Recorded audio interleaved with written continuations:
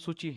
तो जैसे भाग को संविधान में शामिल किया गया है ना, तो कुछ ऐसे विशेष विषय थे जो आपके भाग में शामिल नहीं थे, उनको आपके बाद में ये अनुसूची के रूप में शामिल किया गया है।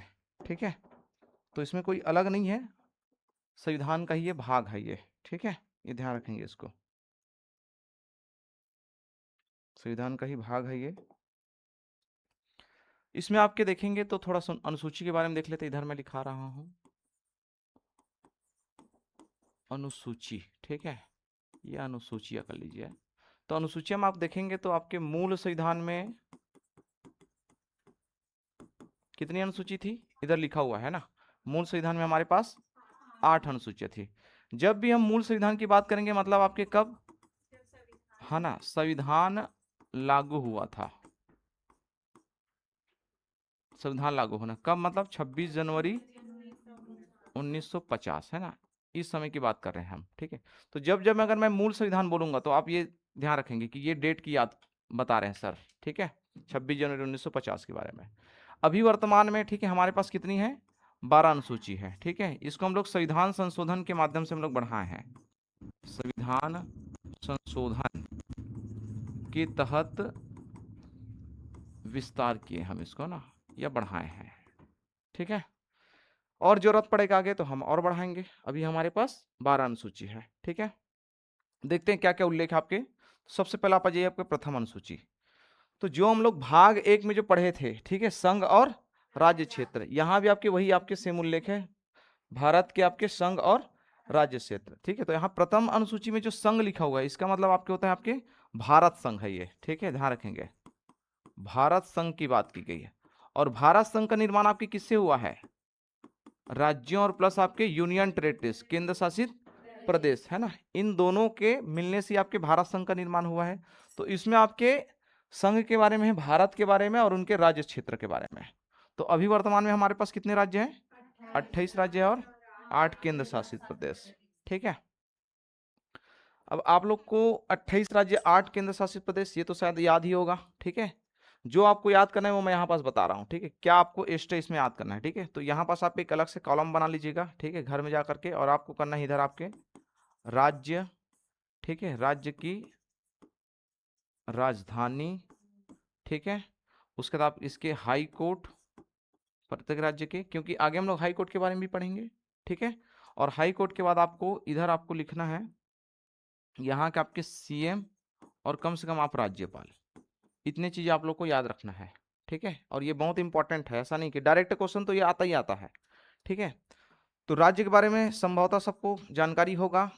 राजधानी में आप देखेंगे तो उत्तर पूर्व जो राज्य है, सिक्किम, मणिपुर, मिजोरम, त्रिपुरा, है ना, सेवन सिस्टर जिसको बोलते हैं, वहां से थोड़ा प्रॉब्लम होती है उसकी राजधानी याद करना, होता है कि नहीं होता है। ठीक है, तो उसको एक बार अच्छे से आप लोग देखेंगे। ठीक है, उसके बाद आपके हाई कोर्ट, तो आप ध्यान रखेंगे कि अभी वर्तमान में सभी राज्यों में हाई कोर्ट नहीं है।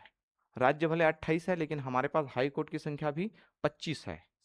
ठीक है, तो कुछ ऐसे राज्य जिसके अपने स्वयं के हाई कोर्ट नहीं है, उनको आपके किसी अन्य राज्य के हाई कोर्ट के साथ संबंध किया गया है या आबद्ध किया गया है। ठीक है, ये थोड़ा ध्यान रखेंगे। उसके बाद आपके सीएम और राज्यपाल, है ना, तो सीएम जो आपके करेंट का रहेंगे, और जो राज्यपाल है ना, राज्यपाल को आपके सरकार बीच बीच में आपके इधर उधर करते रहते हैं, मतलब ठीक है, एक राज्य से हटा करके दूसरे राज्य, दूसरे राज्य से तीसरे राज्य, या फिर इन राज्यपाल के आपके अपना त्याग पत्र भी होते रहते हैं। तो इतनी बातें कम से कम आप लोग अलग से एक, है ना, बना करके घर में रख लीजिएगा। ठीक है, या फिर एक नोट से बना लीजिएगा। ठीक है, सेम आपके केंद्र शासित प्रदेश है, 8 केंद्र शासित प्रदेश, मैं पहले भी पढ़ा चुका हूं आपको। केंद्र शासित प्रदेश, सबसे बड़ा केंद्र शासित प्रदेश लद्दाख, है ना, सबसे छोटा लक्षद्वीप, है ना, सबसे छोटा आपके लक्षद्वीप है। अच्छा, राज्यों में सबसे बड़ा राज्य कौन सा है अभी, क्षेत्रफल के आधार पर राजस्थान। ठीक है, सबसे छोटा गोवा। ठीक है, और अगर आपको जनसंख्या में बोलेंगे तो सबसे छोटा जनसंख्या के आधार सिक्किम सबसे छोटा है ना, सिक्किम आपके सबसे छोटा है राज्य। और अगर आपको जनसंख्या के आधार पर सबसे बड़ा राज्य पूछेंगे तो यूपी। यूपी का आप देखें ना कितना सबसे ज्यादा आपकी जनसंख्या है वहां, अमेरिका के बराबर जनसंख्या है, सोचो, केवल यूपी स्टेट का। अमेरिका में हमारे राज्य से, मतलब हमारे देश से आपके अमेरिका, हाँ, हमारे देश में क्या बोलते हैं, हमारे देश में आपका 28 राज्य है, ठीक है, और हमारे देश से 3 गुना लगभग है अमेरिका, और अमेरिका की जो जनसंख्या है केवल यूपी के बराबर है। समझ में आ रहा है? तो ये चीज आप थोड़ा ध्यान रखेंगे। तो चलिए आगे चलते हैं फिर, है ना।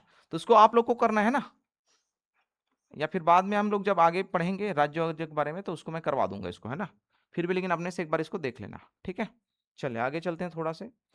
तृतीय अनुसूची, ये इंपॉर्टेंट आपके लिए है ना, पूछा जाता है इसमें। इसमें लिखा हुआ है आपके वेतन और भत्ते, ठीक है। तो वेतन भत्ते किसके लिए है? तो संवैधानिक पदधारित व्यक्तियों के वेतन एवं भत्ते, आप ऐसा लिख लेना, संवैधानिक पदधारित, है ना, व्यक्तियों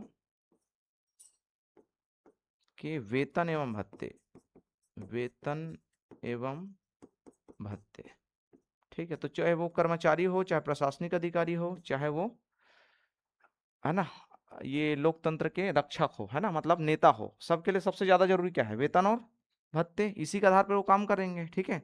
तो इसमें आपके लिखा हुआ है, देखो, राष्ट्रपति, उपराष्ट्रपति, राज्यपाल, न्यायाधीश और भारत के नियंत्रक महालेखक परीक्षक, ठीक है, इनके बारे में आपके वेतन भत्ते के बारे में बात की गई है। इसके अलावा आपको 2-3 चीज और इसमें ऐड कर लेना है, ठीक है।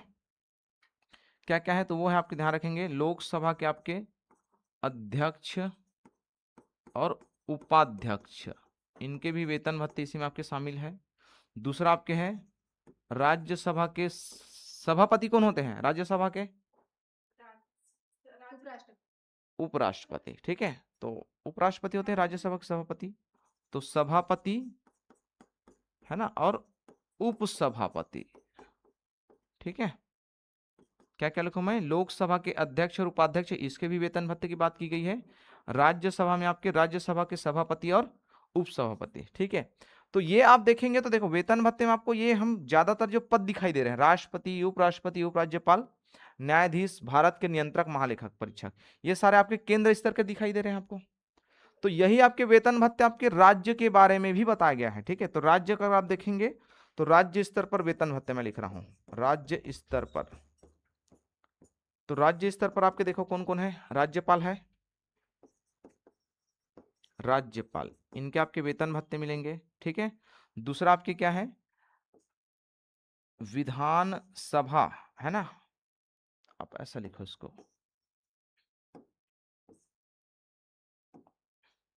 राज्यपाल। उसके बाद आप लिखेंगे विधानसभा में कौन होते हैं, अध्यक्ष और उपाध्यक्ष, इनके वेतन भत्ते की भी बात की गई है, ठीक है। किसमें? इसी आपके अनुसूची 2 में, है ना, ध्यान रखेंगे। दूसरा आपके है विधान परिषद। तो विधान परिषद में आपके सभापति और उपसभापति, उपसभापति दिख रहा है कि नहीं दिख रहा है वाला कलर, कि अलग चेंज किए? दिख रहा है, ठीक है। तो विधान परिषद में सभापति, उपसभापति, ठीक है। और उसके बाद आपके देखो यहाँ पास आपके न्यायाधीश लिखा हुआ, तो ध्यान रखेंगे, न्यायाधीश मतलब इसमें सुप्रीम कोर्ट की भी बात की गई और हाई कोर्ट के न्यायाधीश की भी बात की गई है, ठीक है। तो इस प्रकार से आपके ये द्वितीय अनुसूची, ध्यान रखेंगे, किसके किसके वेतन भत्ते, देखो, राष्ट्रपति, उपराष्ट्रपति, राज्यपाल, न्यायाधीश, भारत के नियंत्रक महालेखक परीक्षक, लोकसभा के अध्यक्ष, उपाध्यक्ष, राज्यसभा के सभापति और उपसभापति, ठीक है। वैसे सेम इधर आप देखेंगे राज्य स्तर पर, तो राज्यपाल आएंगे, राज्यपाल के अधीन आपके राज्य के जो क्या बोलते हैं, हमारे संसद है ना, जिसको हम बोलते हैं विधानमंडल। तो विधानमंडल के अंतर्गत आपके विधानसभा के अध्यक्ष और उपाध्यक्ष, और विधान परिषद के सॉरी, हाँ, विधान परिषद के आपके सभापति और उपसभापति, ठीक है। ध्यान रखेंगे विधान परिषद आपके सभी राज्यों में नहीं है, पहले ही पढ़ाया हूं आप लोग को पिछले क्लास में। कितने राज्यों में है विधान परिषद? हाँ हाँ, बोलो बोलो। नहीं, आप बताओ। नहीं, 6 राज्य में, है ना। वर्तमान में आपके विधानसभा केवल 6, सॉरी, विधान परिषद 6 राज्यों में, यहां मैं लिख रहा हूं ना, विधान परिषद वाले राज्य, इसको तो आपको डायरेक्ट याद ही रखना है ना, वाले राज्य, ये मैं पिछले क्लास में भी बताया हूं। क्या क्या है? तो सबसे पहले आप आ जाइए, सबसे बड़ा स्टेट हमारा यूपी, बिहार, ठीक है, बिहार मतलब बिहार। उसके बाद आप आ जाइए महाराष्ट्र। ठीक है, ज्यादातर जो बड़े राज्य हैं जहां की जनसंख्या अधिक है उन राज्यों में इसको शामिल किया गया है। ठीक है, यूपी, बिहार, महाराष्ट्र। उसके बाद आपके हैं तेलंगाना स्टेट, जो कि किससे अलग हुआ है, आंध्र प्रदेश से। ठीक है, और आपके एक और इसके नीचे में है कर्नाटक के। ठीक है, तो इस प्रकार से इन राज्यों में आपके शामिल किया गया है, यूपी, बिहार, महाराष्ट्र, तेलंगाना स्टेट, आंध्र प्रदेश और कर्नाटक। ठीक है, अच्छे से इसको याद रख लेना है ना, ध्यान रखेंगे ये। और ये आपके होते हैं वहां के जो विधान सभा होते हैं उसके 1/3 सीट होते हैं लगभग, संख्या में आपके 40 से कम नहीं होना चाहिए। आगे हम इसके बारे में डिटेल करेंगे। मैं किसकी बात कर रहा हूं, विधान परिषद की। विधान परिषद की सीट होती है आपकी विधानसभा के लगभग 1/3, जो कि संख्या में 40 से कम नहीं होना चाहिए, ऐसा आपके ये बोला जाता है। ठीक है, तो ये है आपके, है ना, द्वितीय अनुसूची। ठीक है, फिर आपके आते हैं कौन सा, तृतीय अनुसूची। तृतीय अनुसूची क्या बोलते हैं, शपथ और प्रतिज्ञान। ठीक है, शॉर्टकट में ऐसे ही याद रखेंगे, लेकिन इसमें कंप्लीट आप देखेंगे तो लिखा हुआ है संवैधानिक पदधारित व्यक्तियों के शपथ एवं प्रतिज्ञान। जैसे यहां लिखे थे ना, संवैधानिक पदधारित व्यक्तियों के वेतन एवं भत्ते, तो वैसे ही आपके यहां भी लिखा हुआ है संवैधानिक पदधारित व्यक्तियों के आपके शपथ एवं प्रतिज्ञान। ठीक है, तो इसको हम लोग देखते हैं जगह बना करके किधर लिख सकें अपन। ठीक है,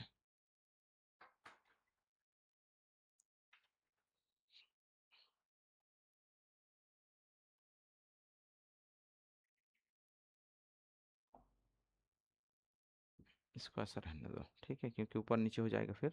इधर लिखा रहा हूं मैं, है ना। चलिए इधर चलते हैं हम लोग। किसके बारे में हम लोग आए हैं, आपके तृतीय अनुसूची। ठीक है, तो यहां मैं लिख रहा हूं आपके थर्ड अनुसूची, तृतीय अनुसूची। ठीक है, इसमें लिखा हुआ है देखो, शपथ एवं प्रतिज्ञान। तो एक होता है आपके शपथ पत्र, ओथ होता है, और एक होता है आपके प्रतिज्ञा पत्र, है ना। जब हम अपने बारे में आपके जब कोई चीज जानकारी देते हैं, ठीक है, तो हम लोग आपके ये प्रतिज्ञा पत्र भरते हैं। प्रतिज्ञा पत्र मतलब एक प्रकार से होता है घोषणा। जैसे आप लोग फॉर्म वॉर्म डालते तो नीचे में लिखा रहता है कि मैं फलाना, है ना, या फिर मैं जो भी हो, मेरे द्वारा दिए गए समस्त जानकारी सही एवं सत्य है। यदि किसी भी प्रकार की, है ना, अगर गलत जानकारी मिलती है तो मेरे ऊपर कानूनी कार्रवाई की जा सकती है, ऐसा लिखा रहता है। ठीक है, तो उसी को बोलते हैं आपके प्रतिज्ञा पत्र। तो ये आपके भरते कौन कौन है, तो ये देखो लिखा हुआ है मंत्री, सांसद, विधायक, न्यायाधीश, सीएजी। ठीक है, ये सब के सब आपके क्या देते हैं, तृतीय अनुसूची के अंतर्गत आपके शपथ और प्रतिज्ञा पत्र देते हैं। ठीक है, अच्छा, द्वितीय अनुसूची के बारे में एक चीज और पढ़ाना था आपको, कि इसमें आपके इतने सारे लोगों के बारे में बताया गया है कि वेतन भत्ते, इसमें आप ध्यान रखेंगे ना, मंत्री के बारे में नहीं है। ऑप्शन में आपको ये देता है मंत्री के वेतन भत्ते के बारे में नहीं है। मतलब ऑप्शन में क्या देगा आपको, ऑप्शन में देगा जैसे निम्नलिखित किस व्यक्ति के, है ना, या किस पदधारित व्यक्ति के बारे में वेतन भत्ते के बारे में द्वितीय अनुसूची में, है ना, द्वितीय सूची में आपके उल्लेख नहीं किया गया है। तो एक आपको ऑप्शन में देगा जैसे सीएजी दे देगा। ठीक है, उसके बाद आपके राष्ट्रपति दे देगा, लोकसभा के आपके सभापति दे देगा, है ना, और इधर आपके प्रधानमंत्री दे देगा। कमिंग कमिंग, समझ में आ रहा है।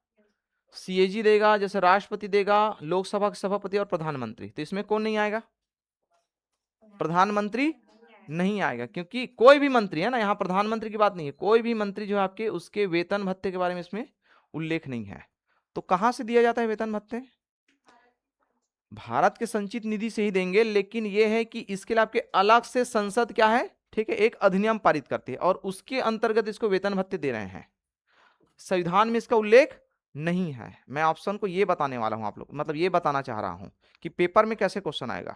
ठीक है, तो पेपर में ऐसा आपके क्वेश्चन आता है कि द्वितीय सूची में किसके वेतन भत्ते शामिल नहीं है।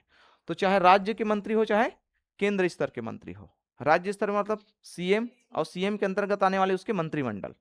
ठीक है, और दूसरा आपकी क्या है, केंद्र स्तर पर आपके प्रधानमंत्री और प्रधानमंत्री के पूरे मंत्रिमंडल। ठीक है, तो इनके वेतन भत्ते के बारे में उल्लेख नहीं है, ये थोड़ा ध्यान रखेंगे, अंडरलाइन कर लेना इसको। ठीक है, चलिए आगे चलते हैं। तो फिर तृतीय अनुसूची में आपके शपथ और प्रतिज्ञान है। ठीक है, तो शपथ और प्रतिज्ञान मैं बताया हूं क्या क्या इसमें लिखा हो, देखो मंत्री, सांसद, विधायक, न्यायाधीश और सीएजी। तो राज्य और केंद्र स्तर पर दोनों में आपके सेम है। देखो सबसे पहले आपके कोई भी व्यक्ति अगर सांसद बनना चाहता है, ठीक है, तो सांसद के लिए आपके एक फॉर्म डालते हैं जिसको बोलते हैं नामांकन पत्र या नामांकन फॉर्म। सामान्य पंच सरपंच के लिए भी नामांकन पत्र लगता है, जानते कि नहीं जानते आप लोग? ठीक है, गांव में जो चुनाव होता है तब देखेंगे। तो जो नामांकन पत्र होता है उसमें आपकी ये रहता है, प्रतिज्ञा पत्र भी रहता है, नीचे में घोषणा पत्र, है ना, कि मेरे द्वारा दिए गए समस्त जानकारी सही एवं सत्य है, यदि कोई गलत जानकारी पाया जाता है तो मेरे ऊपर आपकी कानूनी कार्रवाई की जा सकती है। और इसी के आधार पर तो उनको आपके पद से हटाते हैं, कि अगर वो गलत जानकारी दिए हैं तो उसको आपके पद से क्या कर सकते हैं, हटाया जा सकता है। जैसे सरपंच जो है आपके, है ना, उसमें लिखना रहता है कि आपकी कितने पत्नी है, कब शादी हुआ, कितने बच्चे, कितना जायदाद धन है, कितने आपके खेत खार हैं, सारी चीज उसमें मेंशन करना रहता है। अगर आप कोई गलत जानकारी दी है, बाद में अगर पता चलेगा तो उसके ऊपर आपके क्या है, कार्रवाई की जाएगी, उसको पद से निष्कासित किया जाएगा। समझ में आ रहा है? तो ये होता है आपके शपथ, है ना, या प्रतिज्ञा पत्र। तो इसमें आप देखेंगे तो केंद्र स्तर पर आपको मिलेगा, सबसे पहले आपके हैं संसद हेतु नामांकन। इस समय जब डालते हैं तब एक आपके प्रतिज्ञा पत्र देते हैं। अब ये सांसद आपके जब चुनाव के जीत जाएंगे तो आपके सांसद के रूप में क्या लेंगे, ये शपथ। संसद के रूप में आपकी ये क्या लेते हैं, शपथ लेते हैं ना, शपथ ये लेंगे, ठीक है। और उसके बाद अगर मंत्रिमंडल की निर्माण की जाएगी, मंत्रिमंडल मतलब एक प्रधानमंत्री बनेंगे और उसके आपके 78 मंत्री बनेंगे, तो उस मंत्री में से अगर, है ना, किसी भी सांसद को अगर मंत्री बनाया जाता है, ठीक है, तो आपके वो मंत्री बनने के बाद फिर से क्या लेंगे, फिर से एक और शपथ लेंगे।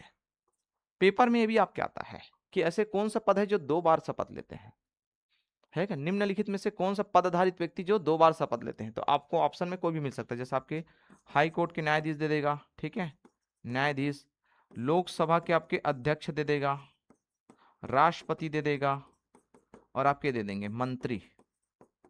तो कौन से पदधारित व्यक्ति जो 2 बार शपथ लेता है, तो मंत्री। भाई एक बार वो संसद बने तब शपथ लिए हैं, या फिर राज्य स्तर पर आपके विधायक बने हैं तब शपथ लिए हैं, और सेकंड टाइम आपके जब वो मंत्री बने हैं तब वो शपथ लिए हैं। समझ में आ रहा है जो बताना चाह रहा हूं? तो पेपर में आपके ये सब छोटे छोटे पॉइंट पूछे जाते हैं ना, थोड़ा ध्यान रखेंगे कि कौन आपके डबल शपथ लेते हैं। अच्छा, आप लोग को ऑप्शन में ये भी दिया जाता है, देखो लोकसभा का अध्यक्ष, ये फंसाने के लिए दिया जाता है, क्योंकि यही जो सांसद है ना, इसी में से एक जने व्यक्ति लोकसभा का अध्यक्ष भी बनता है, जो सबसे वरिष्ठ होता है वो।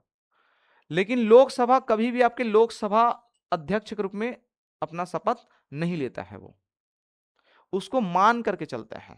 जैसे उदाहरण के रूप में आप लोग, है ना, ये हमारा आपका एक कक्षा है मान के चलो, तो कक्षा में हम किसी कैप्टन बना देंगे, होता है ऐसा, तो वो आपके कैप्टन बनने के साथ साथ वो शपथ नहीं लेता है, हम लोग मान के चलते हैं सब के सब कि हमारा ये कौन है, कैप्टन है, ठीक है, और वही हमारा मॉनिटरिंग करेगा हमारा क्लास का। तो वैसे आपके लोग मान के चलते हैं। समझ में आ रहा है? तो कोई भी एक व्यक्ति आपके लोकसभा के अध्यक्ष का शपथ नहीं लेता है, पेपर में आता है ना, ध्यान रखेंगे इसको। समझ में आ रहा है? कोई चीज अगर कुछ पूछना रहेगा तो आप बीच में आप, है ना, पूछ सकते हैं, ठीक है। क्वेश्चन का मैं पैटर्न में बताते चल रहा हूं कि कैसे क्वेश्चन पूछेगा आपको, ठीक है। तो ये आप ध्यान रखेंगे ना, संसद के रूप में नामांकन, है ना, ये भी एक प्रकार से घोषणा पत्र है, इसमें लिखा है ना प्रतिज्ञा।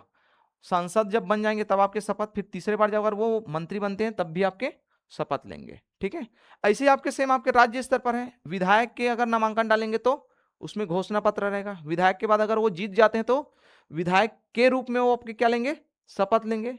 और उसी विधायक में से अगर किसी को मंत्री बनाते हैं, जैसे टंकराम वर्मा आपके बने यहाँ का, तो आपके फिर से वो शपथ लेंगे, ठीक है। और मंत्री लोग आपके गोपनीयता का शपथ लेते हैं, ये भी थोड़ा क्वेश्चन याद रखना, पूछा जाता है।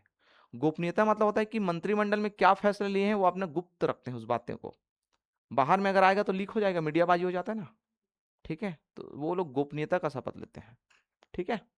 तो ये है आपके तृतीय अनुसूची। समझ में आ रहा है? मंत्री, सांसद, विधायक, न्यायाधीश, है ना, तो न्यायाधीश के अंतर्गत दोनों आ जाएंगे। जब जब न्यायाधीश की बात होगी तब तक आपके हाई कोर्ट और सुप्रीम कोर्ट दोनों आएंगे, ठीक है। डिस्ट्रिक्ट कोर्ट के आपके न्यायाधीश आपके शपथ नहीं लेते हैं, उसको अलग से आपके राज्य स्तर पर जो पीएससी होता है, लोक सेवा आयोग, उसके माध्यम से उसको नियुक्ति की जाती है ना, मतलब परीक्षा वगैरह के माध्यम से। और एक होता है आपके सीएजी पद, कंट्रोलर एंड ऑडिटर जनरल। इनके बारे में देखो 2-3 जन नाम लिखा हो, यहाँ भी आपके सीएजी इधर भी है। इसका काम होता है, देखो नाम में लिखा हुआ है, नियंत्रक एवं महालेखक परीक्षा, ठीक है, इसका काम होता है आपके ऑडिट करना। ऑडिट मतलब होता है कि भारत सरकार के पास एक वित्तीय वर्ष में जितना पैसा आता है और उस पैसे के माध्यम से सरकार बजट बना करके खर्चा करती है, करती कि नहीं करती है, करती है। तो वो जो खर्चा करते हैं और जो आपके पैसा आया हुआ है उनका ऑडिट करते हैं कि कितना पैसा आया है और कितना खर्चा हुआ है। और अगर खर्चा हुआ है तो उसी माध्यम से या संवैधानिक विधि से हुआ है कि नहीं हुआ है, कहीं गलत तरीके से खर्चा नहीं हुआ है, भ्रष्टाचार तो नहीं हुआ है, उन चीजों की जांच कौन करता है, सीएजी करता है। ठीक है, और इसी के रिपोर्ट के आधार पर आपके किसी सरकार के ऊपर आपके क्या लगता है, आरोप लगता है कि ये सरकार भ्रष्टाचार है या फिर नहीं है। पुराने वाले जो यूपीए 2 सरकार था उनके ऊपर आपको जितने भी भ्रष्टाचार के आरोप थे वो इन्हीं के द्वारा लगाया गया था।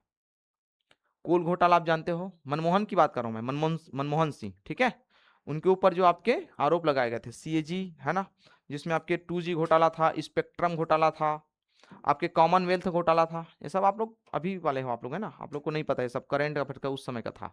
अभी वाले सरकार के द्वारा आपके देखो बिहार में आपके घोटाला का उजागर किया था इन्होंने, लगभग 1 लाख करोड़ के आसपास का घोटाला कुछ था।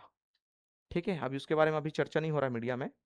तो ये आपकी क्या करता है, ये ऑडिट करने का काम है। भारत सरकार के पास जितना पैसा आएगा और जितना पैसा खर्चा हुआ है, ठीक है, उन दोनों के बीच में आपकी ये है ना रिपोर्ट बनाता है कि वो सही रीति या फिर संवैधानिक विधि से खर्चा हुआ है कि नहीं हुआ है। ठीक है, आगे चलते हैं। ठीक है, अब आप क्या जाइए इसमें चतुर्थ अनुसूची। ठीक है, इसमें लिखा हुआ है राज्यसभा में राज्य एवं केंद्र शासित प्रदेशों के सीटों का आवंटन। ठीक है, राज्यसभा में राज्यों एवं केंद्र शासित प्रदेशों के सीटों का आवंटन। ठीक है, तो ये ध्यान रखेंगे कि भारत में आपके जो संसद होते हैं उसको 2 सदन होते हैं, है ना, संसद के आपके 2 सदन होते हैं, आप लोग जानते हो कौन कौन से,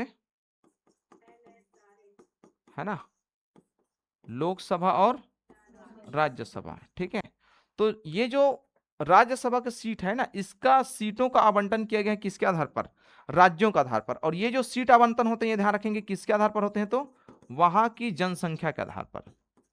जिस राज्य की जनसंख्या अधिक उसको ज्यादा सीट मिलता है या ज्यादा सीट मिला हुआ है, और जिस राज्य की जनसंख्या कम है उसको कम सीट मिला है। ठीक है, इसका आप कम से कम उदाहरण के रूप में आप याद रख लेना, पेपर में कम से कम आप टॉप 5 और टॉप नीचे से आप याद रखेंगे, मतलब 5 सबसे अधिक सीट वाले राज्य और 5 सबसे कम सीट वाले राज्य। आगे जब हम लोग राज्यसभा पढ़ेंगे तो वहां पढ़ाऊंगा आप लोग को। ठीक है, तो उदाहरण के रूप में आप देख लीजिए, सबसे अधिक जनसंख्या किसका है भारत का, अभी बताया हूं यूपी का, यहां आपकी 31 सीट है।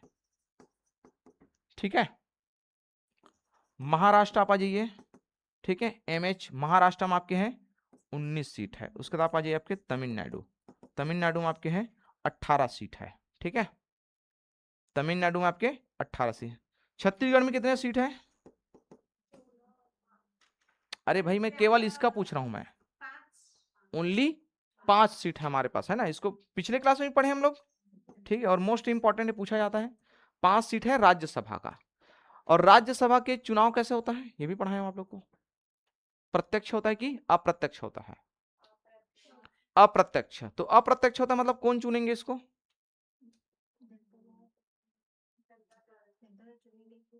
हाँ, तो जनता द्वारा चुने हुए जनप्रतिनिधि कौन, हाँ, ठीक है, तो राज्य में जो विधायक होते हैं उन विधायक के द्वारा आपके राज्यसभा के सदस्यों का निर्वाचन किया जाता है। ठीक है, तो इनका चुनाव आपके होता है अप्रत्यक्ष होता है। ठीक है, ध्यान रखेंगे, जबकि लोकसभा के चुनाव आपके होते हैं प्रत्यक्ष होता है। समझ में आ रहा है, राज्यसभा का अप्रत्यक्ष, ठीक है, जिसका आपके चुनाव राज्य के विधायक द्वारा करते हैं। ठीक है, तो ये आपके हमारे यहाँ 5 सीट है। ठीक है, और इनका नियुक्ति या फिर इसका निर्वाचन आपके करते हैं अप्रत्यक्ष जो विधायक लोग हैं। ठीक है, जिसको हम बोलते हैं एमएलए। टोटल छत्तीसगढ़ में कितने सांसद है अगर पूछेंगे तो 16, है ना, ये बहुत बार पूछा गया है। 11 हमारे पास आपके लोकसभा के हैं और 5 राज्यसभा के, है ना, ये आपके 5 हमारे पास राज्यसभा के, दोनों मिलाकर के आपके टोटल 16 सांसद है। ठीक है, तो ये आपके हैं चतुर्थ अनुसूची के बारे में। ठीक है, इसमें से और किसी को कुछ पूछना है देख लीजिए। ठीक, तो इस प्रकार से आपको ये तैयारी करना है भाई, पढ़ना है। ठीक है, मैं इसका एक, है ना, ये अपन बाद में कर लेंगे इसको। चले नेक्स्ट आपके चलते हैं, लिख रहे हैं कि हो गया, हो गया, चले इसमें आपके चलते हैं, अब आपके पंचम अनुसूची। ठीक है, 5वीं अनुसूची है ये।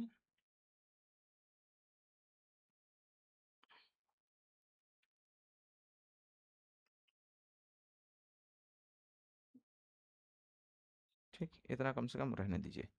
ठीक है, 5वीं अनुसूची देखिए क्या बोल रहा है। अनुसूचित क्षेत्रों एवं अनुसूचित जनजाति क्षेत्रों का प्रशासन एवं नियंत्रण। ठीक है, तो अनुसूचित क्षेत्र, अनुसूचित जनजाति क्षेत्र, तो आप जानते हैं कि भारत आपके विविधता वाला देश है और बहुत सारे इसमें राज्य भी है। ठीक है, तो उन राज्यों में जो जनजाति रहते हैं, ठीक है, उन राज्यों में जो जनजाति रहते हैं, उन जनजातियों के प्रशासन के बारे में आपकी क्या है, व्यवस्था की गई है। ठीक है, जनजाति वे होते हैं जो आपके जल जंगल जमीन के लिए आपके लड़ाई करते हैं और जल जंगल जमीन क्षेत्र के लिए संरक्षण के लिए आपके वो काम करते हैं। ठीक है, और उन्हीं क्षेत्रों में वो निवास करते हैं।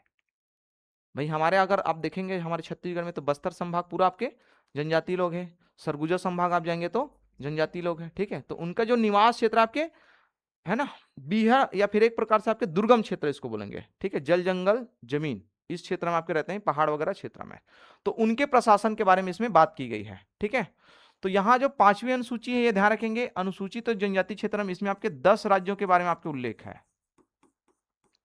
ठीक है, भारत के आपके 10 राज्यों के बारे में इसमें उल्लेख किया गया है। ठीक है, तो इन 10 राज्यों के जो जनजाति क्षेत्र है इनके बारे में आपके बताया गया है। तो इधर मैं आपको याद करा रहा हूं आप लोग को। ठीक है, कि कौन कौन से आपके राज्य हैं। हमारे छत्तीसगढ़ को पहले आप याद कीजिए, हमारे छत्तीसगढ़ इसमें शामिल है। हमारे छत्तीसगढ़ के आपके बस्तर संभाग पूरा और सरगुजा संभाग पूरा, और उसके बाद आपके कुछ राज्यों के जहां जनजाति अधिक है उनके आपके विकास खंड को शामिल किया गया है। ठीक है, आप लोग देखो पढ़े होंगे हमारे छत्तीसगढ़ में कि हमारे छत्तीसगढ़ में आपके 146 विकास खंड में इसमें से आपके 85 अनुसूचित है ना विकास खंड है। तो ये अनुसूचित मतलब होता है इन्हीं के लिए बात की गई है। समझ में आ रहा है? टोटल जो विकास खंड में उसमें से हमारे पास जो 85 आपके क्या है, अनुसूचित विकास खंड है। तो ये अनुसूचित विकास खंड का मतलब है कि यही जो जनजाति क्षेत्र जहां निवास करते हैं उनके लिए इसको आरक्षित किया गया है, और यहां जितने भी योजनाएं आते हैं आपके इन्हीं क्षेत्रों के या फिर इन्हीं के निवासियों के लिए आपके आते हैं। इसी कारण आप देखना बहुत बार जो वैकेंसी निकलता है उसमें आपके आरक्षित लिखा रहता है। बस्तर संभाग का आपके पोस्ट निकलता है, आप देखना बस्तर संभाग के पोस्ट में क्या लिखा रहता है, बस्तर संभाग के निवासी। उसके बाद अगर आपको सीट बचेगा तब जाकर के उसको दूसरे को दिया जाता है, ऐसे लिखा रहता है, कमिंग कमिंग कमिंग। समझ में आ रहा है? ऐसे ही है ना। सरगुजा संभाग में अगर कोई पोस्ट निकलता है तब भी आपके क्या रहता है, सरगुजा संभाग के निवासी उसमें लिखा रहता है, लिखा रहता है। ठीक है, अगर पोस्ट बचेगा तब जाकर के आपके सरगुजा संभाग वाले को दिया जाता है। तो ये आप चीज आप ध्यान रखेंगे। ठीक है, तो देखते हैं आपके छत्तीसगढ़, छत्तीसगढ़ के इर्द गिर्द आपके सभी राज्य। छत्तीसगढ़ कितने राज्यों से घिरा हुआ है,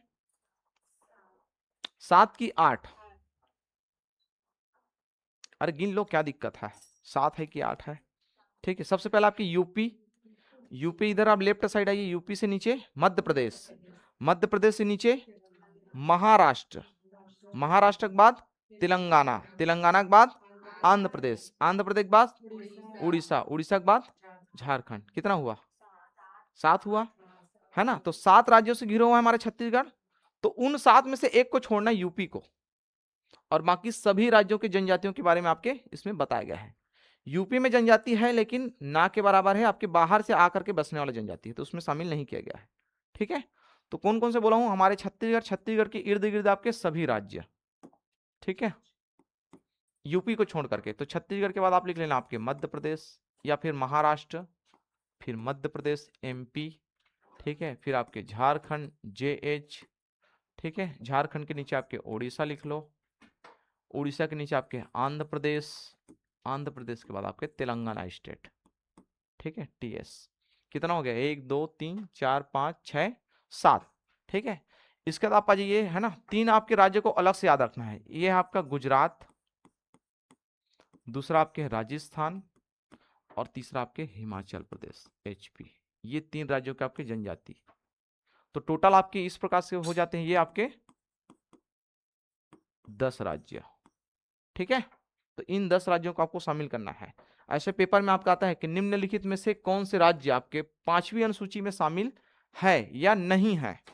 तो ऑप्शन में आपको ऐसे ही मिलेगा, 5वीं अनुसूची में शामिल राज्य नहीं है करके आपको राजस्थान देगा, गुजरात दे देगा, छत्तीसगढ़ दे देगा, ठीक है, और यूपी दे देगा। तो 10वीं अनुसूची में कौन शामिल नहीं है? यूपी शामिल नहीं है, या फिर यूपी की जगह में कोई भी आपके दूसरा दे सकता है वो, ठीक है। यूपी की जगह में आपको क्या है, जम्मू कश्मीर दे देगा।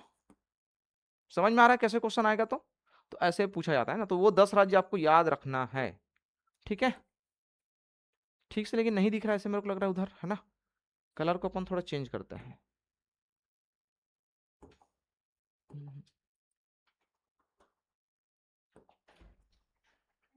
Coming coming coming. घर से आ रहे हैं क्या आप लोग? इसी कारण लेट हो गया है? अच्छा, ठीक, पहुंचिए पहुंचिए फिर। अभी शुरुआत है ना, घर की बहुत याद आएगी, है ना। तो हर सप्ताह आप लोग घर भागेंगे, ठीक है। दो जने का तबियत तबियत डाउन है कैसे? नहीं, अच्छा हाँ, ठीक है ठीक है ठीक है ठीक। तो इधर भी तो एडजस्ट हो सकते थे, इधर एक सीट है, इधर एक सीट है, पीछे में बैठने की क्या जरूरत है आप लोग को, ठीक है। सामने में आकर के बैठिए, चलो यहाँ बैठो, एक वहां बैठो और एक यहाँ बैठो। आइए चलो, ठीक है, सामने आकर के बैठो, ठीक है। हाँ, एक यहाँ आ जाओ, अरे यहाँ आ जाओ, कोई दिक्कत नहीं है ना।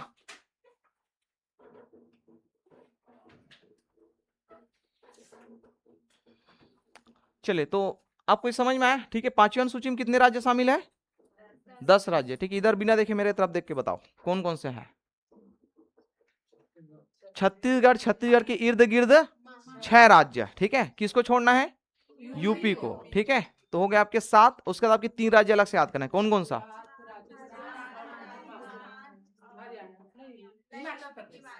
है ना, हिमाचल प्रदेश, है ना, ध्यान रखेंगे, ठीक है। ये 3 अलग से लिखा हो ना भाई, इसको अंडरलाइन कर लेना, ये आपकी इंपॉर्टेंट है ये, ठीक है। बाकी तो आपको याद हो ही जाएगा, है ना। इसी को आपको याद रखना है कि 3 कौन कौन सा है, ठीक है। तो ऐसे आपको याद रखना है ये, ठीक है। तो ये है आपके पांचवी अनुसूची। तो पांचवी अनुसूची के आपके जनजाति क्षेत्र, है ना, ये ध्यान रखेंगे। अब आप कहते हैं छठवीं अनुसूची। छठवीं अनुसूची में आपके स्पेशल कुछ राज्यों को मेंशन किया गया है। देखो ये 4 राज्य मोस्ट इंपॉर्टेंट है, ये सबसे ज्यादा जो क्वेश्चन पूछा जाता है इसमें से पूछा जाता है। असम, मेघालय, त्रिपुरा, मिजोरम, इन राज्यों के जनजाति क्षेत्र के प्रशासन के बारे में उल्लेख किया गया है इसमें। अब इसको क्यों किया गया है, बाकी राज्यों को क्यों शामिल नहीं किया गया है, ठीक है। तो जिस समय आपके हमारे राज्यों का निर्माण हो रहा था उस, है ना, उस समय इन राज्यों के कुछ क्षेत्र हैं जहां जनजाति रहते हैं, उनका एक अलग डिमांड था। अलग मतलब कि हम लोग आपके भारत संघ में तो शामिल होंगे, लेकिन हमको लिए कुछ वो चाहिए, शर्तें चाहिए कि हमको क्या क्या छूट चाहिए, ठीक है। ऐसा होता है ना कि हम आपके साथ शामिल तो रहेंगे, लेकिन हम कुछ शर्त के साथ रहेंगे, ठीक है। तो इन शर्तों के आधार पर इनको आपके अलग से छठवीं अनुसूची में शामिल किया गया है। मतलब यह है कि इनका जो प्रशासन या फिर इन क्षेत्रों में जो प्रशासन है वो आपके भारत सरकार का प्रशासन यहां नहीं चलता है। जैसे भारत सरकार कोई कानून बनाएगा तो डायरेक्ट लागू नहीं होता है। असम, मेघालय, त्रिपुरा और मिजोरम के जनजाति क्षेत्र में, पूरे राज्य में नहीं, केवल जिन जनजाति क्षेत्रों को शामिल किया गया उन्हीं क्षेत्रों में, ठीक है, वहां आपके भारत सरकार का शासन नहीं चलता है। उसके लिए आपके शासन ये लोग खुद लोकल एरिया पर बनाते हैं, और राज्यपाल को आपके ज्यादा इसमें शक्ति दी गई है। मतलब राज्यपाल के अनुसूची क्या बोलते हैं, अनुमति से यहाँ आपके एक लोकल बॉडी बनाए जाएंगे, समिति बनाए जाएंगे, और उन समिति के माध्यम से यहाँ आपके शासन किया जाता है, ठीक है, ये ध्यान रखेंगे। तो ऐसा भी नहीं है कि भारत सरकार का पूरा जो नियम कानून लागू नहीं होता है, होगा, लेकिन शर्तों के साथ होगा, ठीक है। आगे हम इसका डिटेल करेंगे। तो अब बारी आती है कि इसमें पूछा जाता है कि असम के अंतर्गत कौन कौन से शामिल है, ठीक है, या कौन कौन से आपके क्षेत्र शामिल है। तो असम के अंतर्गत आपके हैं, इधर ध्यान दीजिए, ठीक है। असम के अंतर्गत आपके हैं दीमा हसाओ, ये जो आपकी जगह का नाम है ना, जनजाति क्षेत्र है, दीमा हसाओ, बोडोलैंड, ठीक है। इसमें लिखने के लिए ये बेस्ट है, इसमें लिखने के लिए ये बेस्ट है ना। थोड़ा कलर मजा नहीं आ रहा है, कलर को अपन थोड़ा चेंज करते हैं। दिख रहा है कि नहीं दिख रहा है बताओ, नहीं दिखेगा तो बता देना। दिख रहा है, ठीक है, चलिए इसी में चलते हैं फिर, ठीक है, बोडोलैंड, ठीक है। और तीसरा आपके है कार्बी ओलांग।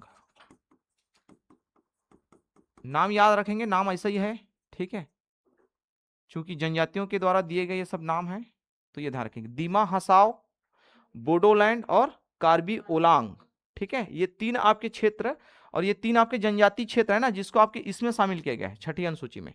पूरा असम नहीं है, दीमा हसाओ, बोडोलैंड, कार्बी ओलांग, ठीक है, ये आपके है। मेघालय जो है आपके, इसमें आप ध्यान रखेंगे, यहां मैं लिखा रहा हूं मेघालय के बारे में, रुको तो इसमें देखते हैं, हाँ ठीक, इधर आ जाइए। मेघालय, मेघालय में आपके तीन जो पहाड़ी जनजाति क्षेत्र है उसको शामिल किया गया है। इसको आप जानते हो कौन कौन सा है? हाँ, गारो, खासी, खासी नहीं है ना, ध्यान रखेंगे, खासी और जयंतिया, ठीक है, गारो, खासी और जयंतिया, ठीक है, ये तीन आपके, तो ये आपके तीन जनजाति क्षेत्र भी है और ये आपके जनजाति जिला भी है, और तीन पहाड़ी का भी नाम है, ये भी आप ध्यान रखेंगे, आप लोग शायद जियोग्राफी में पढ़े होंगे, ठीक है, गारो, खासी और जयंतिया। जो खासी पहाड़ी है इसी में आपके चेरापूंजी है, मासिक राम, जहां क्या होता है, सबसे ज्यादा आपके वर्षा होता है पूरे पूरे विश्व में, ठीक है, पूरे विश्व में आपके सबसे अधिक वर्षा वाले क्षेत्र क्या है, मासिक राम। अभी वर्तमान में मासिक राम है ना, पहले आपके उसका नाम चेरापूंजी था, उसी के आसपास के एरिया है, अभी थोड़ा चेंज हो चुका है, ठीक है। तो बरसात होने का भी कारण है, आप ध्यान रखेंगे, उधर आपके देखो ये तीनों पहाड़ी ऐसा है आपका, ठीक है। इसको काम करते हैं, इधर थोड़ा समझाते हैं, ठीक है। अगर भारत का, अगर इस क्षेत्र को आप देखेंगे, ठीक है, तो तीनों पहाड़ी आपके ऐसा आपका है, ये एक पहाड़ी हो गए, यहाँ पर दो पहाड़ी और यहाँ पास आपके तीन पहाड़ी है, ठीक है। और ये बंगाल की खाड़ी से जब आपके इधर क्या जाते हैं, है ना, जो हवा चलते हैं हमारा दक्षिण पूर्व, ठीक है, सॉरी दक्षिण पश्चिम, ठीक है, मानसून हवाएं, तो वो जब जाते हैं तो यहाँ की तीनों पहाड़ी में आपके फंस जाते हैं, फंस जाते हैं मतलब देखो, इसमें पहले जाएगा, इसमें टकरा करके यहाँ जाएगा, यहाँ से टकरा करके फिर इस पहाड़ी, फिर इस पहाड़ी, फिर इस पहाड़ी, तो ऐसे करते करते आपके सबसे ज्यादा बारिश आपके यहीं पास आपके हो जाता है, ये मानसून फंस करके, ठीक है। और फंसने के कारण यहाँ होता है सबसे अधिक वर्षा, इसी कारण इसका नाम आपके मासिक राम, या सबसे अधिक वर्षा वाले आपके क्षेत्र, ठीक है। तो तीन आपके जनजाति क्षेत्र आप ध्यान रखेंगे, कौन कौन से मैं बताया हूं, गारो, खासी और जयंती, ये आपके मेघालय का है, ठीक है। फिर आप क्या आते हैं त्रिपुरा, तो त्रिपुरा को आप थोड़ा इधर लिख लीजिए,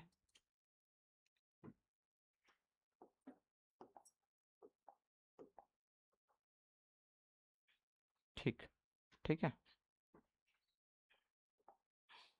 त्रिपुरा, त्रिपुरा में आपको मिलेगा, एक है आपकी जनजाति है त्रिपुरी, एक ही याद रखेंगे, ठीक है, त्रिपुरा में आपको मिलेगा त्रिपुरी, ठीक है। और इधर आप लिख लीजिए आपके मिजोरम में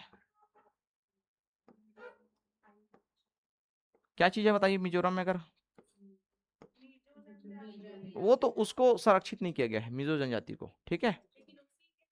हाँ, उसके नाम पर है आपकी मिजोरम, मिजो जनजाति अधिक पाए जाते हैं उसके नाम पर है, लेकिन जो इसमें शामिल है छठी अनुसूची में आपके, वो मिजो नहीं है, वो है आपके चकमा, सॉरी चमका हो गया ना, ठीक है, चकमा,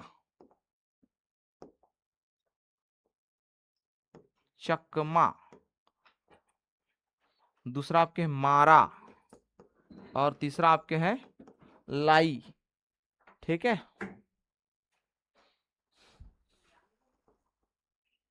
चकमा, मारा, लाई, ऐसे भी याद रख सकते हैं ना, चमकाते हुए, मारते हुए, लाई, है ना, ऐसे याद कर सकते हैं, ठीक है। देखो याद तो करना है, आप जैसे भी करें, चाहे फैक्ट याद करो या फिर अपने ट्रिक लगा करके याद करो, बहुत सारे लोग ट्रिक बनाते हैं, तो हर चीज के लिए ट्रिक भी नहीं है, कुछ कुछ चीज को आपको अपने से याद रखना पड़ेगा, ठीक है। तो ये आपके क्या है, देखो छठी अनुसूची के अंतर्गत आपके कितने राज्य शामिल है, चार, ठीक है, और चार राज्यों का आपके जो जनजाति क्षेत्र है इसको आपके शामिल किया गया है, ठीक है। सबसे पहले मैं क्या बोला हूं आपके, असम, असम के अंतर्गत आपके ये है दिमा हसाओ, बोडोलैंड और कार्बी ओलांग, ठीक है। दूसरा आपके क्या है, मेघालय, मेघालय के अंतर्गत आपके गारो, खासी और जयंतिया, ये तो आपको याद होना चाहिए ना, मोस्ट इंपॉर्टेंट है। उसके बाद आपके त्रिपुरी में आपके, सॉरी त्रिपुरा में त्रिपुरी जनजाति, और उसके बाद आपके मिजोरम के अंतर्गत आपके ये तीन है, चकमा, मारा और लाई, ये जनजाति क्षेत्र है और जनजाति भी है, इनके निवास के आधार पर ही इन क्षेत्रों को आपकी इसमें शामिल किया गया छठी अनुसूची में, समझ में आ रहा है, ठीक है। अब आप क्या आते हैं सातवीं अनुसूची, ठीक है, यहां तक किसी को पूछना है देख लीजिए, ठीक है। अब आ जाइए आपके सातवीं अनुसूची, ठीक है। तो सातवीं अनुसूची में आप आएंगे तो इसमें लिखा हुआ है देखो, केंद्र राज्य संबंध, ठीक है। तो केंद्र और राज्य के बीच में जो संबंध है इसको हम लोग भाग में भी पढ़े हैं, अगर आप लोग को याद आ रहा होगा तो, भाग 11, भाग 12 और भाग 13, अरे केंद्र राज्य संबंध पढ़ाया हूं भाई, अभी भाग में नहीं पढ़ाया हूं, ठीक है। प्रशासनिक संबंध है, वित्तीय संबंध है, ठीक है, ये सब आपके पढ़े हैं। तो उसी के अंतर्गत आपके देखो इसमें भी उसी को शामिल किया गया, केंद्र और राज्य के बीच में संबंध। लेकिन वहां जो संबंध था उसमें हम लोग फैक्ट डायरेक्ट आपके आर्टिकल के अनुसार पढ़ते हैं। यहां आपके क्या है, इसमें आपके विषय के आधार पर इसको 3 भागों में बांटा गया है, ठीक है। जितने भी विषय हैं उन विषयों को आपके 3 सूची में शामिल किया गया है और उसी शामिल विषयों को आपको संबंध में शामिल किया गया है, ठीक है। केंद्र और राज्य के बीच में संबंध मतलब यह है कि संघ सूची में कानून कौन बनाएगा, तो संघ बनाएगा। केंद्र सूची जिसको बोलते हैं। राज्य सूची में कानून कौन बनाएगा, राज्य सरकार बनाएगा। और समवर्ती सूची में दोनों मिलकर के बनाएंगे, ठीक है। तो समवर्ती सूची के अंतर्गत आपके लिखेंगे, ठीक है। तो यहां इसमें लिखेंगे ना, यहां विषयों को जिसमें ये लोग कानून बना सकते हैं, विषयों को 3 सूची में बांटा है, ठीक है, ध्यान रखेंगे। संविधान पढ़ने का मेन कारण मैं बार बार बोला हूं, है ना, केवल हम लोग प्रशासनिक दृष्टि से या फिर केवल तैयारी के लिए नहीं पढ़ते हैं ना, आपको ये देश चलता कैसे है उसके बारे में इसमें पूरा जानकारी मिलेगा, ठीक है। पूरा एक एक चीज कि किसी भी क्षेत्र में आप जाएंगे, ठीक है, तो आपको ये पता चलेगा कि इसका पावर क्या है। तो यहां विषयों को 3 सूची में बांटा गया है, ठीक है। सबसे पहले आपके हैं संघ सूची, राज्य सूची और आपके हैं समवर्ती सूची, ठीक है। संघ सूची में जब आपके हमारे संविधान लागू हुआ था, मतलब मूल संविधान, उस समय में आपके 97 विषय थे, अभी इनके पास आपके 100 विषय है, ध्यान रखेंगे इसको। पहले 97 विषय थे, ठीक है। दूसरा, राज्य सूची में आपके पहले आपके थे 66 विषय थे, अभी हमारे पास आपके 61 विषय है, ठीक है। 61 विषय है, मतलब ये मान के चलो कि 100 विषय में कानून कौन बना सकता है, केंद्र सरकार। 61 विषय में कानून कौन बना सकता है, राज्य सरकार, ठीक है। और दोनों मिलकर के जो कानून बना सकते हैं वो है आपके 52 विषय, ठीक है। ये पहले 47 था, फिर से बोल रहा हूं मैं, देखो ये पहले आपके 47 था, ये पहले 66 था। राज्य सूची में 66 विषय थे, ठीक है, और समवर्ती सूची में 47 था। इसमें से जो 5 विषय है उसको हटा करके हम लोग बाद में इसमें शामिल किए हैं भाई। 66 से क्या हो गया, ये 61, और ये आपके 47 से 52, ठीक है, ये ध्यान रखेंगे, तो है ना। और इसको हम लोग 42वां संविधान संशोधन के अंतर्गत शामिल किए गए हैं, ठीक है। इसको भी पूछा जाता है कि कौन से संविधान संशोधन के अंतर्गत आपके 5 विषय को शामिल किया गया है। कौन कौन से विषय हैं उसको थोड़ा समझिए। एक आपके हैं शिक्षा, इसी का नाम देखना, शिक्षा जो है आपके समवर्ती सूची का विषय है, थोड़ा समझिए पहले इसके बारे में क्या क्या बोल रहा हूं मैं। देखो, संघ सूची मतलब कानून कौन बनाएगा, केंद्र सरकार। राज्य सूची मतलब राज्य सरकार, और समवर्ती सूची मतलब दोनों मिलकर के। तो दोनों मिलकर के जो बनाए वाले जो विषय है वो आपके हैं 52 है। इसमें आपके देखो 5 विषय को बाद में शामिल किया गया है। कौन कौन से है वो समझिए। शिक्षा है, इसी का आप देखेंगे शिक्षा का जो आपके नियम है वो केंद्र सरकार का अलग चलता है बोर्ड, सीबीएसई बोर्ड बोलते हैं, और हर एक राज्य का अपना अलग से बोर्ड होता है। हम लोग छत्तीसगढ़ वाले तो छत्तीसगढ़ बोर्ड है, सीजीबीएसई बोर्ड बोलते हैं उसको, जानते कि नहीं जानते हैं भाई। सीजीबीएसई राज्य का है, सीबीएसई केंद्र का है, समझ में आ रहा है। तो इस प्रकार से आपके क्या है उसको शामिल किया जाता है। क्या हो गया, तो डाउट हो रहा है, ठीक है। तो इसको आप ध्यान रखेंगे ना। तो पहला हो गया आपके शिक्षा, दूसरा आपके वन, वन जो होता है ना उसके ऊपर कानून केंद्र सरकार अपना वन कानून बना सकता है और राज्य सरकार का अपना वन कानून होता है, ठीक है। दूसरा, तीसरा नंबर आप कहेंगे इसके अंतर्गत वन्य जीव और पर्यावरण संरक्षण के ऊपर भी कानून बनाते हैं। इसी कारण आपके देखना नेशनल पार्क जो होता है आपके और जो अभ्यारण्य होते हैं, राज्य सरकार उसमें भले आपके इंटरफेयर कर देंगे, है ना, मतलब राज्य सरकार भले प्रस्ताव जारी करता है लेकिन अनुमति आपके केंद्र सरकार ही देता है। तो हाँ, वो सब में आपके शामिल होता है वो, है ना। तो ये ध्यान रखेंगे, वन्य जीव और उसके संरक्षण से संबंधित जो कानून है वो आपके केंद्र भी बना सकता है और राज्य सरकार भी बनाता है। जैसे पहाड़ी में ना हमारे राज्य का क्या है, राजकीय पक्षी है, अगर उसको अगर प्रॉब्लम हो रहा है भाई हम लोग कानून बनाएंगे ना, केंद्र सरकार कानून नहीं बनाएगा। केंद्र सरकार आपके मोर के लिए कानून बनाएगा क्योंकि मोर हमारा राष्ट्रीय पक्षी है ना। तो ऐसे आपके दोनों मिलकर के क्या करते हैं, अपने अधिकार क्षेत्र के अंतर्गत कानून बनाते हैं। समझ में आ रहा है जो बताना चाह रहा हूं, ठीक। तो ऐसे आपके विषय, इसमें आपके नाप तोल का भी विषय आता है, ठीक है। और एक आपके न्यायालय के जो कानून व्यवस्था है उसके ऊपर है, ठीक है। राज्य सरकार अपना कानून व्यवस्था होता है न्यायालय संबंधित, और केंद्र सरकार का अपना होता है। और एक होता है आपके नाप तोल, नाप तोल का माप। जैसे आप देखेंगे तो अलग अलग क्षेत्रों में ना नाप तोल का अलग अलग माप चलता है। जैसे उदाहरण को मैं बता रहा हूं, आप लोग मार्केट जाते हैं तो मेरे एरिया में जो है ना भाजी भाग में मिलता है। मैं राजनांदगांव से हूं। भाग मतलब आप जानते हो ना कि 10 रुपया भाग, 20 रुपया भाग। इधर मैं देखा हूं, इधर ज्यादातर जितना भी भाजी सब आपके किलो में बिकता है, किलो में बिकता है। तो इसको बोलते हैं आपके नाप तोल का अलग अलग आपके मात्रा। आप किसी और क्षेत्र में जाएंगे, जैसे हो सकता है यूपी में, वहां हो सकता है जूरी में मिलता होगा। भाई भाजी जूरी में भी मिलता है ना। हमारे यहाँ कुछ कुछ भाजी आपके भाग में मिलेगा, कुछ कुछ जूरी में मिलता है। हाँ वही मैं बोल रहा हूँ। तो ये जो है आपके अलग अलग स्तर पर क्या होता है, अलग अलग होता है। तो राज्य सरकार अपना कानून बना सकता है और इसमें केंद्र सरकार अलग कानून बना सकता है ना। ठीक है, बता दीजिए पहुंचे कि नहीं पहुंचे, है ना। उधर हो सकते उसी के लिए कॉल लगा रहे होंगे। तो थोड़ा ध्यान रखिएगा। देखो ऑनलाइन के साथ साथ ऑफलाइन, सॉरी ऑफलाइन के साथ साथ ऑनलाइन बेचेस भी शुरुआत हो गई है, इधर चल रहा है। तो आप लोग थोड़ा ध्यान रखिए, ठीक है। फोन वगैरह थोड़ा साइलेंट रखिए, कम रखिए। बहुत ज्यादा अनिवार्य हो तभी आप जाकर के क्या कीजिए, अटेंड कीजिए, है ना। बहुत ज्यादा अनिवार्य है तो, वरना 3 घंटे के लिए आप पढ़ने के लिए आए हैं तो थोड़ा कॉन्शियस माइंड से आप पढ़ाई कीजिए, है ना। मैं ये नहीं बोल रहा हूँ कि आपको कॉल नहीं उठाना है, बिल्कुल उठाइए, लेकिन बहुत अगर अनिवार्य है तब। ठीक है, ठीक। चलिए आगे चले, इसमें और क्या पढ़ा रहे थे भाई हम लोग। तो ये हो गया आपकी ये समवर्ती सूची, है ना। तो इन विषयों को आप ध्यान रखेंगे, अभी वर्तमान में पूछा जाता है। ठीक है, पहले कितना था इसमें मैं बोला हूं 97, इसमें कितना था 66, इसमें कितना था 47, 47। ठीक है, इस प्रकार से आपके ये थे सप्तमी या सातवीं अनुसूची। ठीक है, हम लोग जो 5 विषय हैं उसको हम लोग राज्य सूची से समवर्ती सूची में शामिल किए हैं। कब, तो यहां पास लिख लेना 42वां संविधान संशोधन 1976, 1976 में। ठीक है, 1976 आप लोग लिख लेना, इधर दिख नहीं रहा है, 1976। ठीक है, और इसी को हम लोग लघु संविधान भी बोलते हैं। ये मोस्ट इंपॉर्टेंट है 42वां संविधान संशोधन, आगे पढ़ेंगे इसके बारे में पूरा डिटेल। लघु संविधान बोलने का कारण ये है कि इस समय आपके सबसे ज्यादा, है ना, संवैधानिक सुधार किए गए थे इस संविधान संशोधन के तहत। ठीक है, मतलब एक प्रकार से पूरा ढांचा परिवर्तन कर दिए थे हमारा मूल संविधान का। ठीक है, तो ये 1976 की बात है। ठीक है, आगे चले फिर। सात्विक बाद, अच्छा इसमें लिखा हुआ है, देखो कुछ कुछ लिखा हुआ है ना, संघ सूची, संघ सूची जिसमें आपके देखो बैंकिंग है, केंद्र सरकार कानून बनाएगा। रक्षा है, ठीक है। संचार है, संचार मतलब जो हम लोग मोबाइल वगैरह उपयोग करते हैं, रेडियो टीवी, ये सारे आपके कानून कौन बनाएगा, केंद्र सरकार बनाता है। ठीक है, विदेशी मामले हैं, भाई किसी अन्य देश के साथ अगर हम लोग संबंध बनाते तो कौन जाएगा, केंद्र सरकार ही संबंध बनाएगा ना, कि राज्य सरकार बनाएगा, केंद्र सरकार बनाएगा। रेलवे का संचालन आपके कौन करता है, केंद्र सरकार करता है। दूसरा देखो राज्य सूची में क्या क्या है, स्वास्थ्य हमारा अपना है, हमारे छत्तीसगढ़ राज्य का अपना स्वास्थ्य नीति होता है, यूपी का अलग होगा, महाराष्ट्र का अलग होगा, और केंद्र सरकार का अपना चलता है।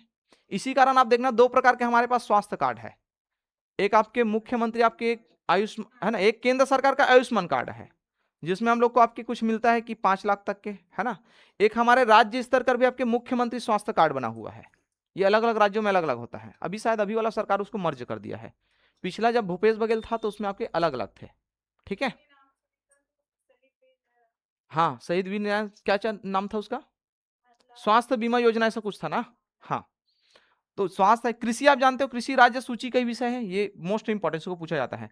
पुलिस व्यवस्था आप देखना, अलग अलग राज्य का अपना अपना पुलिस होता है, Maharashtra police, Haryana police, UP police, Chhattisgarh police होता है। ठीक है, और केंद्र सरकार का अपना आपके पुलिस व्यवस्था होता है, जिसको हम लोग केंद्र पुलिस नहीं बोलते, उसके पास सीधा आपके CISF या फिर आपके आर्मी होगा। ठीक है, या फिर है ना बटालियन वगैरह आपके होते हैं। ठीक है, आर्मी वगैरह जिसको बोलेंगे। और व्यापार भी आपके क्या है, अपने राज्य के स्तर पर आपके होता है। व्यापार का संबंध ध्यान रखेंगे, राज्य सूची का विषय है ना, राज्य सरकार। फिर समवर्ती सूची, इसमें लिखा है देखो 1, अभी बताया था आपको, विवाह का अपना अपना राज्य का अपना अपना कानून होता है। किसी राज्य में आपके जनजातियों को आपके 3 शादी 4 शादी, मतलब जितने भी शादी कर सकते हैं, ऐसा आपको उसका अधिकार दिया गया है, क्योंकि जनजाति में होता है, आप ध्यान रखेंगे, उसमें आपके तलाक वलाक की व्यवस्था नहीं की गई है। ठीक है, तो वहां आपके अपना अलग नियम है। शिक्षा का मैं बताया हूं अभी, अलग अलग राज्यों का अपना अपना, केंद्र सरकार अपना बनाएगा और राज्य सरकार अपना बनाता है। ठीक है, उत्तराधिकार के नियम, उत्तराधिकार का नियम मतलब होता है आपके जमीन जायदाद आपके किसके नाम में रहेगा। जैसे अगर मेरे अगर कोई है ना लड़का नहीं है तो मेरे जमीन जायदाद है, तो वो बेटी को हक मिलेगा कि नहीं मिलेगा, समझ में आ रहा है? इसको बोलते हैं उत्तराधिकार का नियम। समझ में आ रहा है ये जो मैं बोल रहा हूँ ये? या फिर कई बार हम लोग क्या करते हैं, गोद लेते हैं बच्चे, होता है। तो अगर मैं गोद भी ले लिया, अलग से मेरा आपके खुद का भी बच्चे हैं, तो उनके बीच में आपके क्या संबंध रहेंगे, जमीन जायदाद कितना कितना बंटवारा होगा, इनके बारे में आपके, इसको बोलते हैं उत्तराधिकार का नियम। ठीक है। जनसंख्या नियंत्रण का, इसमें भी आपके कानून राज्य सरकार अपना बना सकता है और केंद्र सरकार अपना बनाते हैं ज्यादातर, लेकिन आपके केंद्र सरकार इसमें कानून बनाते हैं। ठीक है। तो ये आपके समवर्ती सूची। ठीक है। आगे चलते हैं आपके संविधान की 8वीं अनुसूची। ठीक है। तो 8वीं अनुसूची में आप जाएंगे तो इसमें लिखा हुआ है आपके संविधान में शामिल भाषाएं। ठीक है। ये लिखा हुआ है, केवल यहां भाषाएं लिखा है। ठीक है। तो इसमें आप ध्यान रखेंगे संविधान में शामिल या अनुसूचित भाषाएं। ठीक है। तो मूल संविधान में कितनी भाषाएं थी? 14 भाषाएं थी। बाद में हम लोग इसको संविधान संशोधन के माध्यम से 22 किए हैं। ठीक है। तो मूल संविधान मतलब 1950 को, जिस दिन हमारा संविधान लागू हुआ था। जब जब मैं मूल संविधान की बात करूंगा मतलब 26 जनवरी 1950 की बात कर रहा हूं मैं। ठीक है। ये ध्यान रखेंगे। तो उस समय 14 भाषाएं थी, अभी आपके 22 भाषाएं। ठीक है। बाद में जो मेंशन किए जो जोड़े हैं उन भाषाओं को इधर मैं यहां लिखवाया हूं अलग से, ना, थोड़ा ध्यान रखेंगे। थोड़ा सा मैं इसको ऊपर कर रहा हूं, लेकिन ये पूरा पूरा ऊपर होगा, ये एक समस्या है। ठीक है। चलो देखते हैं आपके, है ना। अभी आगे नहीं करते, क्योंकि अगर मैं थोड़ा ऊपर करूंगा तो इधर पूरा आपके ऊपर नीचे हो जाएगा। थोड़ा सा करके देखते हैं अपन।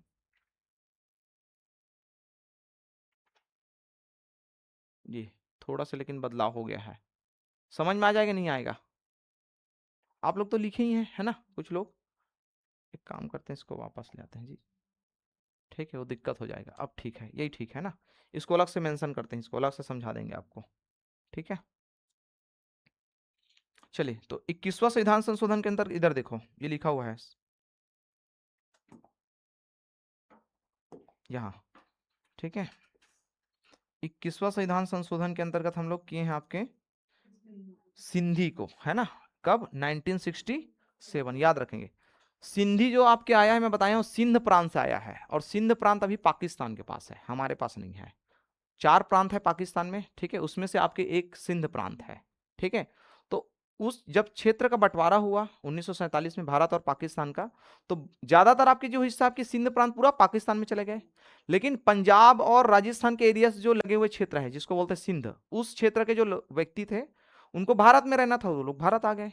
इसी कारण मैं उस दिन भी बताया था, ज्यादातर जो सिंधी लोग आपको मिलेंगे शहरी क्षेत्र में मिलेंगे, ग्रामीण में आपको ना के बराबर है। अगर होंगे तो इक्का दुक्का आपको मिलेगा, बाकी आपके पूरा ये लोग बसावट कहाँ है, तो शहरी क्षेत्र में, है ना। तो उनकी भाषा है आपकी सिंधी।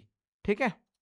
तो ये आपके 21वां संविधान संशोधन के अंतर्गत हम लोग जोड़े हैं, कब? 1967 में। उसके बाद आपके 71वां संविधान संशोधन है आपके 1992 में हम लोग शामिल किए हैं। ठीक है। ये है आपके कोंकणी, मणिपुरी और नेपाली। ठीक है, ध्यान रखेंगे ना। 71वां संविधान संशोधन 1992, कोंकणी, मणिपुरी और नेपाली। कोंकणी, मणिपुरी और नेपाली, ये 3 आपके हैं। ठीक है। उसके बाद आपके हैं ये, है ना, प्रथम संविधान संशोधन था इसमें। प्रथम मतलब इस अनुसूची के अंतर्गत, है ना। 21वां था, उसके बाद आपके ये है 71वां है। उसके बाद आपके यहाँ पास आप, मैं लिखा रहा हूँ 92 संविधान संशोधन, ये हम लोग किए हैं। और इसके अंतर्गत है, ये हम लोग कब किए हैं, तो 2003 में। ठीक है। 92 संविधान संशोधन 2003, और इसके अंतर्गत हम लोग 4 भाषाएं शामिल किए हैं। 4 भाषाएं क्या क्या है आपके? बोडो, डोगरी, मैथिली और संथाली। ठीक है। इधर देखना, इधर लिखा हुआ थोड़ा सा वो हो गया इसमें। तो इसमें आपके बोडो है, बोडो मतलब वहीं से आया है, ये देखो बोडो लैंड से, उसी क्षेत्र का आपकी भाषा है। ठीक है। डोगरी मतलब डोगरा लद्दाख क्षेत्र, ये आपके पाए जाता है आपके उत्तराखंड, हिमाचल प्रदेश, जो हिमालय का जो एरिया है ना, कोस्टल एरिया। ठीक है। यहाँ थोड़ा बताते हैं आपको। आप अगर देखेंगे भारत का अगर नक्शा में, ठीक है, इस प्रकार से आपका ये जम्मू कश्मीर आपके ऐसा मिलेगा। ठीक है। थोड़ा सा गड़बड़ हो गया यहाँ पास। ठीक है। ये आपके क्या है, जम्मू एंड कश्मीर में ऐसा आपका। ठीक है। तो यहाँ पास आपके देखो ये उत्तराखंड है, और यहाँ पास आपके हिमाचल प्रदेश मिलेगा। और हमारा जो हिमाचल है ना, मतलब हिमालय है आपके, ऐसा है। तो जो आपके लद्दाख और जो यहाँ पास उत्तराखंड है, हिमाचल प्रदेश, इसके एरिया में जो आपकी बसावट जनजाति है उसको बोलते हैं आपके, ठीक है, डोगरी। ठीक है, उसी का आपके डोगरा लद्दाख क्षेत्र भी बोलते हैं उसी को, है ना। तो उस क्षेत्र की भाषा आपके डोगरी। मैथिली आप लोग जानते हो बिहार की भाषा है, और मैथिली से याद रख लेना, अभी सांसद भी बनी एक जने, सॉरी सांसद नहीं, विधायक बनी है, अरे जो गाना गाती ना, मैथिली ठाकुर, ठीक है, लड़की बिहार की, आप लोग नाम सुने हैं, है ना, हम देखे भी होंगे, मिले थोड़ी ना है,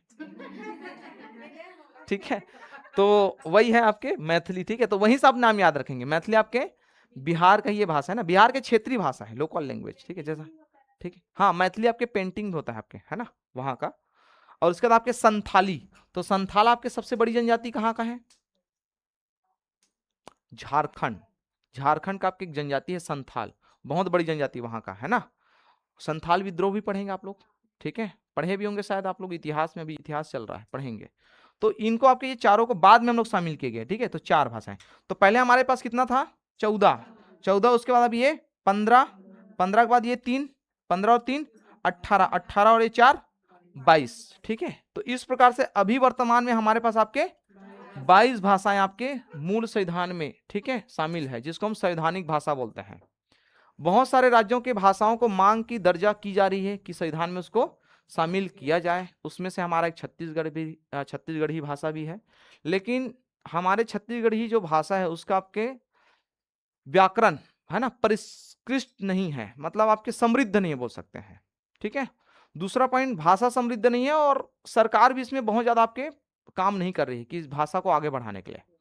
वरना हमारा पढ़ाई लिखाई अभी हमारा छत्तीसगढ़ी में होना था, बहुत सारे सरकार के द्वारा जो आपके नियम कानून है या फिर जो आपके प्रतिवेदन वगैरह जो जारी करते हैं वो आपके किस में होना चाहिए था, छत्तीसगढ़ी में। हम लोग अपना बोलचाल की भाषा हम लोग छत्तीसगढ़ी प्रयोग करते हैं, लेकिन हम लोग घरों में आजकल देखो शहरी क्षेत्र में ना के बराबर बोल जाता है छत्तीसगढ़ी, है ना। एक प्रकार से हम लोग उसको हे दृष्टि से देखते हैं, शर्म की बात है, छत्तीसगढ़ी में बात करते हैं, छी ऐसे बोलते हैं ना, ऐसे बोलते हैं कि नहीं बोलते हैं, ठीक है। तो ये सारी चीज आपको थोड़ा ध्यान रखना है। तो अभी हमारे पास आपकी क्या है, 22 भाषाएं हैं। पेपर में आता है कि निम्नलिखित में से कौन से भाषाएं शामिल नहीं है, ठीक है। पेपर में आपके आता है कि निम्नलिखित में से कौन से भाषाएं 8वीं अनुसूची में, ठीक है, या फिर मूल संविधान में या हमारे संविधान में आपके शामिल नहीं है। तो ऑप्शन में जो देता है वो उसको मैं लिखा रहा हूं, ऑप्शन में आपको देता है आपके 4 भाषाएं आपको देते हैं जिसको आपके शामिल नहीं है, ठीक है। उसको आपको याद रखेंगे कौन कौन सा शामिल नहीं है। सबसे मोस्ट इंपॉर्टेंट आपके अंग्रेजी, सोचने वाली बात है, अंग्रेजी शामिल नहीं है, जबकि पूरा हमारा संविधान का स्ट्रक्चर जो निर्माण हुआ है वो आपके अंग्रेजी में ही हुआ है, लेकिन इसी को शामिल नहीं किया गया है, ठीक है। तो इसके साथ तो भेदभाव हो गया, हुआ कि नहीं हुआ, ठीक है, हुआ कि नहीं हुआ बताइए भाई। आपने पूरा इसके साथ पूरा ढांचा निर्माण किया, प्रारूप पूरा, आपके जितने भी लोग उस समय थे वकील थे सब बनाने वाले प्रारूप समिति में आप देख लीजिए, सब अंग्रेजी बोलने वाले, लेकिन इसी को आपके साइड कर दिया गया, ठीक है। तो उस समय का सिचुएशन जो भी रहा होगा वो बात की बात है, अंग्रेजी शामिल नहीं है। दूसरा आप ध्यान रखेंगे राजस्थानी, राजस्थानी शामिल नहीं है, इसको दिया जाता है। राजस्थानी अपने आप में आपके पूरे एक क्षेत्र का आपके स्पेशल भाषा नहीं है, इसके अंतर्गत आपके 4-5 भाषाएं आते हैं, आगे पढ़ेंगे हिंदी में इसको, ठीक है। तो अंग्रेजी इसमें शामिल नहीं है, राजस्थानी शामिल नहीं है। भोजपुरी एक पूरा इंडस्ट्री है पिक्चर वाला, जानते हो, एक तो चैनल ही चलता है दिन रात उसमें पिक्चर चलता है, नहीं देखे हैं, ठीक है। तो वो आपके शामिल नहीं है, ठीक है। और एक हमारा छत्तीसगढ़ी जिसको पूछा जाता है, ठीक है। तो ये कम से कम आपके 4 भाषा इसमें शामिल नहीं है। तो सर संस्कृत ही है कि नहीं है, तो संस्कृत तो सभी भाषाओं की आदि जननी है, वो होगा ही होगा। उर्दू भाषा भी शामिल है, ध्यान रखेंगे, है ना। संस्कृत है, उर्दू है, ये सब आपके शामिल है। आगे देखेंगे जब इसको मैं डिटेल करवाऊंगा ना, हम लोग 17 जो भाग है, भाग नंबर 17 उसमें आपके भाषाएं पढ़े हैं, उसमें हम लोग इसको डिटेल करेंगे, ठीक है। और राज्यवार में पढ़ाऊंगा कि कौन से राज्य में कौन से भाषा बोली जाती है, ठीक है।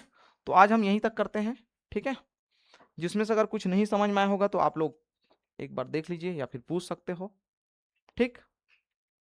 बताइए आप लोग जो लोग बाद में आए हैं थोड़ा देख लेना, है ना। मैं आपको पहला दूसरा तीसरा और चौथा ये 4 अनुसूची हो गया था, तब जाकर के आप लोग पहुंचे हो, ठीक है।